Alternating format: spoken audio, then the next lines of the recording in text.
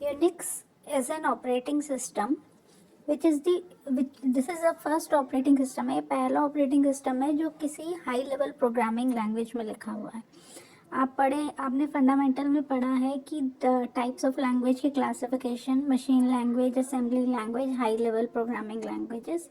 तो जितने भी ऑपरेटिंग सिस्टम्स हैं, विंडोज़ हैं, एंड्रॉयड है, iOS है, ये सब असेंबली लैंग्वेज में लिखे हुए हैं। लेकिन यूनिक्स एक पहला ऑपरेटिंग सिस्टम है जो एक हाई लेवल प्रोग्रामिंग लैंग्वेज में लिखा हुआ है। वो लैंग्वेज क्या है? सी लैंग्वेज। सबसे पहले 1969 में AT&T बेल लैब्स में केन थॉमसन ने एक लैंग्वेज क्रिएट की जिसको हम BCPL लैंग्वेज कहते हैं, जिसका फुल फॉर्म है बेसिक कंबाइंड प्रोग्रामिंग लैंग्वेज। इस लैंग्वेज को क्रिएट करने का पर्पस था कि एक ऑपरेटिंग सिस्टम ये लिखना चाह रहे थे कि ऐसी लैंग्वेज जो एक ऑपरेटिंग सिस्टम क्रिएट करने में हेल्प करे, जिसमें मल्टी टास्किंग की, मल्टी यूज़र की, नेटवर्किंग की सारी कैपेबिलिटीज़ हों। अब ये जो BCPL लैंग्वेज लिखी गई थी, ये उस पूरे ऑब्जेक्टिव को फुलफिल नहीं कर रही थी। इस लैंग्वेज को शॉर्ट में B लैंग्वेज भी कहा जाता था। तो क्योंकि ये फुलफिल नहीं कर रही थी, तो डेनिस रिची ने इस लैंग्वेज को फर्दर और मॉडिफाई किया, एक्सटेंड किया और एक नई लैंग्वेज डेवलप की which actually fulfilled all the requirements which were needed for creating an operating system। क्योंकि ये इसकी सक्सेसर लैंग्वेज थी, इसीलिए इसका नाम बी की सक्सेसर होने के कारण इसका नाम क्या पड़ा? सी लैंग्वेज। तो 1972 में सी लैंग्वेज में यूनिक्स ऑपरेटिंग सिस्टम को राइट किया गया। तो फीचर्स क्या हैं यूनिक्स ऑपरेटिंग सिस्टम के? First, Unix operating system is a multi user, has multi user capability. हमने ये मल्टी यूज़र का डेफिनेशन हम पहले डिस्कस कर चुके हैं।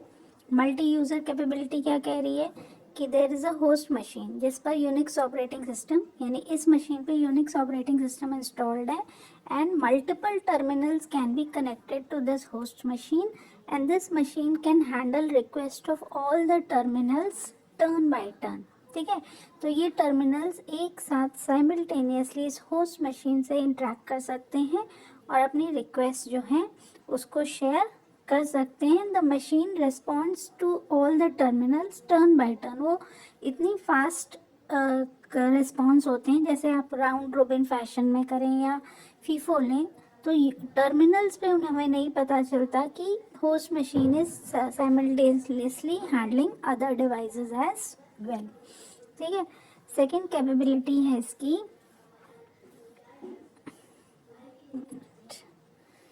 ये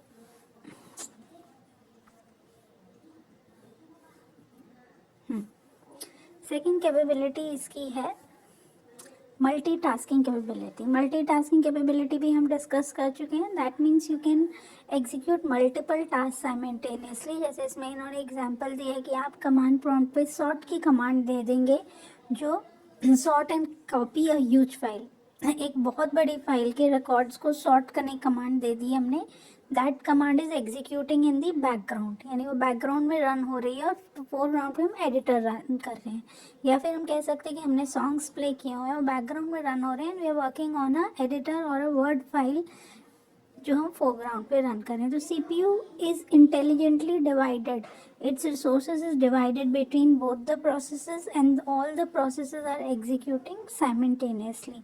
प्रायोरिटी के बेसिस पर टास्क एग्जीक्यूट किए जाते हैं ऑपरेटिंग सिस्टम पे। That means we have learned multiple CPU allocation वाली एल्गोरिथम्स हमने डिस्कस की थी। तो कोई भी एल्गोरिथम की बेसिस पे इसमें CPU के रिसोर्सेज दोनों के फोरग्राउंड प्रोसेस और बैकग्राउंड प्रोसेस के बीच में शेयर हो रहे हैं। Next capability that Unix is having is the communication. Unix के पास एक्सीलेंट कैपेबिलिटी है कम्युनिकेशन की with fellow users. That means users can exchange there data through network. Network से ही मेल कर दो या किसी और तरीके से फाइल्स को शेयर कर लिया जाए, प्रोग्राम्स के थ्रू या शेयर्ड फोल्डर्स बना लिए जाएं। तो these capabilities are available with the Unix operating system. So easily data can be communicated between various users. Next feature is the security. Unix का के पास अपने डेटा को प्रोटेक्ट करने के इनहेरेंट फीचर्स हैं। सबसे पहला फीचर क्या है, पासवर्ड्स असाइन करना। That means if you are logging to the system, पहले आपको अपना लॉगिन नेम और पासवर्ड डालना पड़ेगा, then only you can log in to the system. Next level पर फाइल लेवल पर प्रोटेक्शन अप्लाई किया जा सकता है, यानी कि आप फाइल लेवल पर रीड राइट और एग्जीक्यूट की परमिशन सेट कर सकते हैं, जो हम ऑलरेडी डिस्कस कर चुके हैं। Third way of protecting data is encryption. Encryption में क्या कहा जा रहा है कि डेटा को ऐसे अनरीडेबल फॉर्मेट में कन्वर्ट या एनकोड कर दिया जाए जिससे उसको फाइल को ओपन भी अगर कोई कर लेता है, he will not be able to read the data because it is in a particular encoded format. Portability, हम हाई लेवल लैंग्वेज जो के प्रोग्राम्स जो होते हैं वो पोर्टेबल होते हैं। दैट मीन्स अगर आपने एक सिस्टम के लिए कोई प्रोग्राम राइट किया है तो दूसरे कंप्यूटर पे उसे रन करने के लिए आपको मॉडिफाई करने की ज़रूरत नहीं पड़ती। तो यूनिक्स एक हाई लेवल लैंग्वेज में लिखा हुआ प्रोग्राम है, उसे मशीन के आर्किटेक्चर के अकॉर्डिंग मॉडिफाई करने की ज़रूरत नहीं पड़ती। हम उसे इसीलिए पोर्टेबल कहते हैं। उसे एक मशीन से दूसरी मशीन, एक मशीन में जो हमने वर्जन डाला है वही सेम वर्जन हम दूसरी मशीन पे इजीली इंस्टॉल कर सकते हैं। Next feature is machine independent. Portable है या हम कहें machine independent, it means the same, क्योंकि high level programming language machine independent होती है, यानी वो किसी मशीन के आर्किटेक्चर पर डिपेंडेंट नहीं होती। So that is why Unix is a high level is using high level programming language. तो इसीलिए हम उसे कह रहे हैं कि वो भी मशीन इंडिपेंडेंट है। हायरार्किकल फाइल सिस्टम का मतलब, जो हम डायरेक्टरी स्ट्रक्चर पढ़ते हैं, हमारा हायरार्किकल फाइल सिस्टम है कि यानी एक डायरेक्टरी बनेगी, देन उस डायरेक्टरी की सब डायरेक्टरीज बनती हैं, सब डायरेक्टरीज की भी फर्दर सब डायरेक्टरीज बनती हैं। तो this is termed as hierarchical file system. तो एक जैसे हमारी रूट डायरेक्टरी है, फिर फर्दर हम सब डायरेक्टरीज में अपनी इंफॉर्मेशन या फाइल्स को स्टोर कर सकते हैं।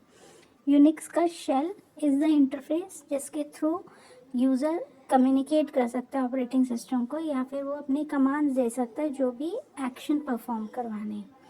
इसके फर्दर हम कहें तो यूनिक्स के पास और भी यूटिलिटीज़ हैं, जैसे पाइप्स और फिल्टर्स। फिल्टर्स से क्या होता है कि हमारे पास जो भी कंटेंट, अगर कोई फाइल है तो मैं उसमें से फ़िल्टर करके डेटा एक्सट्रैक्ट कर सकती हूँ। दैट मीन्स अगर मुझे सिर्फ वही रिकॉर्ड्स चाहिए जो फरीदाबाद में जो स्टूडेंट्स का एड्रेस है, रेजिडेंशियल एड्रेस है, तो आप वो फिल्टर से सिर्फ उन्हीं रिकॉर्ड्स को एक्सट्रैक्ट कर सकते हो। तो that makes your work much easier.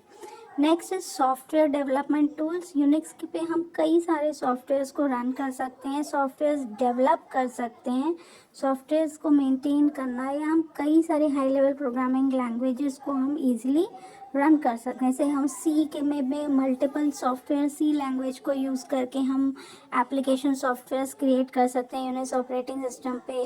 Python को यूज़ करके, इसमें पुरानी लैंग्वेजेस दी हुई हैं तो आप पाइथन यहाँ एग्जांपल यूज़ कर लेना, जावा यूज़ कर सकते हैं। तो multiple application softwares can also be easily created because Unix support these languages. इसके बाद मेच्योरिटी हम इसलिए कह रहे हैं because it is a time tested operating system.